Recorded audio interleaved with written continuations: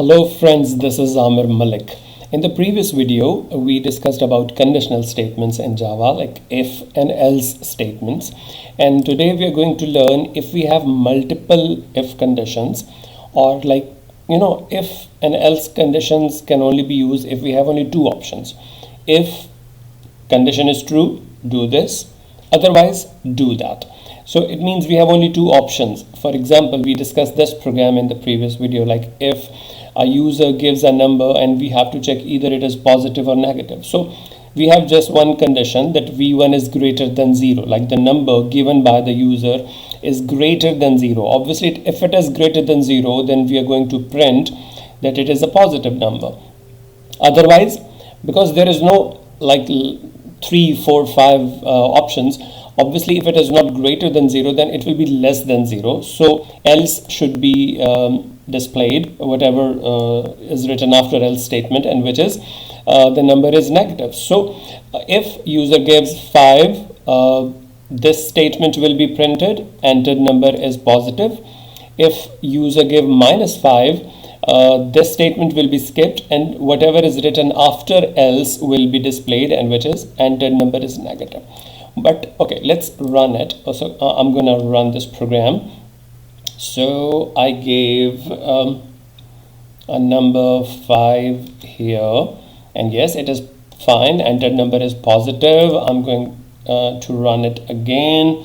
I'm gonna give -2, and yes, it's fine, entered number is negative. I'm gonna run it again, and I'm gonna give it a number which is 0.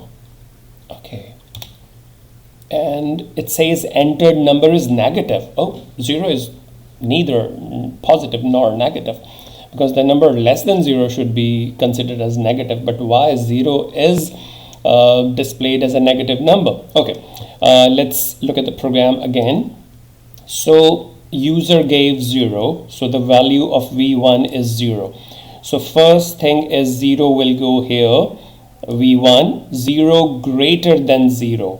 Obviously condition is false, because 0 is not greater than 0. So whatever is written here is skipped, and whatever is written else, that will be executed. And here we have a statement which is a print statement, and it says entered number is negative, because computer doesn't understand what is written here. Entered number is negative, odd, even, positive, real, whatever. User can computer cannot understand what we are going to type here. So whatever computer just needs to follow the instruction, and the instruction is we have to print whatever is written under these quotation marks, and that is enter number is negative. It means now we have three options, like the number can be greater than 0, and then the number can be less than 0, and number can be equal to 0. So it is fine that if it is greater than 0, it should be printed that it is positive. If it is not, then it should be printed it is negative. But what if user gives 0, as I gave a few seconds back? So we have to change this program, and we have to give one more condition, and the condition is, I'm going to copy this. We can see here, if v1 is greater than 0, then display this, entered number is positive. Else, if, like one more if v1 is less than 0, then you should say system.out.println entered number is negative. So final option is else, because there are only three options in this case. The number can be greater than 0, the number can be less than 0, or number can be equal to 0.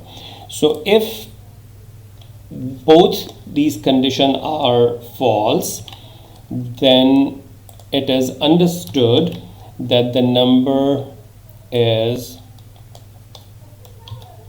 0.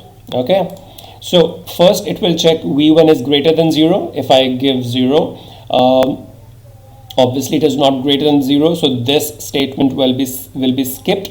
Then it will check, is it less than 0? Obviously 0 is not less than 0. This will also be skipped, and then whatever is written after else, that will be printed, and obviously it will be a 0 number. So I'm going to run it, and okay, let's see what it gives us. And I'm going to give it a 0, and see entered number is 0, because it was neither greater than 0 nor less than 0. So both these statements were skipped, and ultimately else was executed, and it was written entered number is 0. So this is the case you can use multiple if conditions. For example, you have to find out grade of a student. For example, if student gives you the percentage, and on the basis of percentage you're going to find out what is the grade of the student. For example, if percentage is greater than 90, then it's A. If it is between 80 and 90, then it's B, and then C, D, and that's and so on. So for example, enter your, I'm going to just change this program. So we are going to ask the user to enter the percentage, and whatever the percentage is given, it will be stored here, V1. And now we have to check if V1 is greater than or like equal to, because 90 should also be considered as A, then we should print your grade is A. Okay. But if it is not greater than 90, but it is between 80 and 90, it means it is greater than or equal to 80, then we have to give it your grade is B. Okay, and now I'm going to copy these two statements, and I'm going to print it here. For example, if it is greater than equal to 70, then it should be printed as C. Sorry. Okay. Then I'm going to print it again. If it is greater than equal to 60, then consider it as a D. And if it is greater than or equal to 50, then it is E. Otherwise, like if it is less than 50, whatever it is, 49, 48, 2, 33, then we should write it as your grade is F. Okay, so first of all, it will check what is the value of V1. For example, it is 75. So first of all, it will go and check this condition. 75 is greater than 90? No. So this will be skipped. Then it will come here. It will check 75 greater than 80? No. Line number 14 will also be skipped. Then it will check here, 75 greater than 70? Yes, it is greater than 70. So it will print your grade is C, and all these else conditions will be skipped. So this is the way this program works. Why did we start it from the number like 10 and then 20 and then 30 and then 40 and then 50, from the smaller numbers?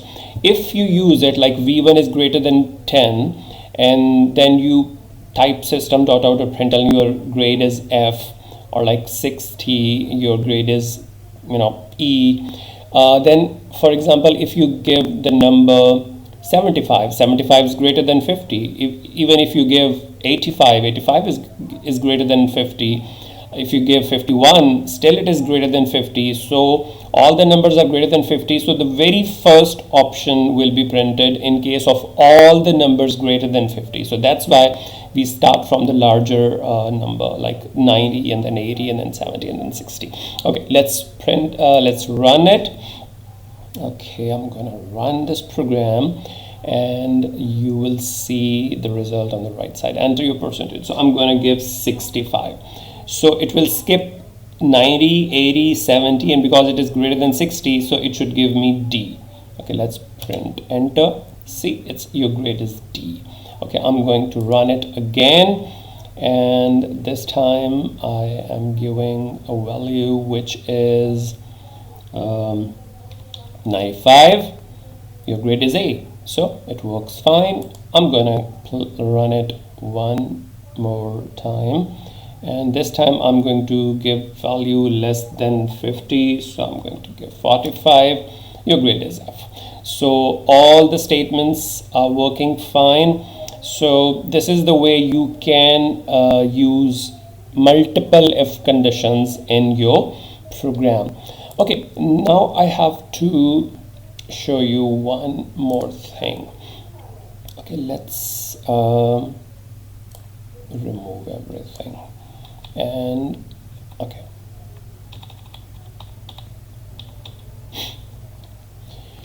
okay, for example, if this is the number, and if like this is if condition, and this is statement after if, and this is statement after else, and here I give another statement. Okay, I'm typing it, and I'm okay.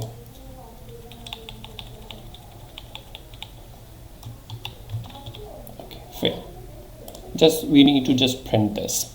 Okay, now I'm going to run this because I just want to print that if it is not greater than okay, let's check pass and fail. So if it is greater than 50, it is like pass, otherwise your grade is F and you fail. Okay, so I'm going to run it, and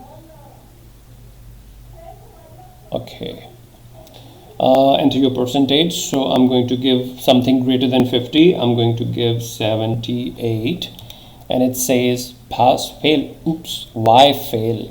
Okay, this is the case. I'm going to tell you. Whatever is written after if condition, if it belongs to if. Okay, so this basically line number 12 belongs to if condition, and whatever is written right after else statement belongs to if. So only line number 14 belongs to else. So if the condition is true, it will print this statement, and it will skip else and its statement, and then it will print line number 15. If you want to include line number 14 and 15 both in the block of else, then what can you do is you have to remove this curly bracket and this curly bracket. Now it means that the block of else start from this curly bracket and ends here. It means both these statements 14 and 15 now belong to else. I'm going to run it and show it to you. And now I'm going to give 78 again, and see, it is only this statement which is printed. So after this statement, if I'm printing anything, if I'm executing any of the statement, for example this, basically this statement line number 17 neither belongs to if nor it belongs to else. So if condition is true, then line number 12 will be executed, the whole block of else will be skipped, and then the control will go to line number 17, and line number 17 will be printed. Let's see, run it. So I'm going to give some value which is greater than 50. I'm going to give 85, and see, line number 12 executed, and then line number 17 executed. Now I'm going to run it again, and I'm going to give some value which is less than 50, and let's see how the program works. Now it is 12, and see, your grade is F, because this instruction belongs to else. Then fail, this also belongs to else. So these statements will be executed because condition is false. So line number 12 is skipped, and 14 and 15 are executed because of the else block, and then 17 is a standalone statement. It doesn't belong to if or else, so it will ultimately be executed. So you must check these curly brackets, and these brackets are very important. For example, if you close it here, then it means now your else statement is only this line number 14, and line number 15 is, it doesn't belong to else statement. So this is the way you can work with multiple if conditions and if and else conditions. I hope you will practice these conditions. And one more thing, don't forget to subscribe my YouTube channel. And in the next video, we will learn something new. Till then, have a nice day.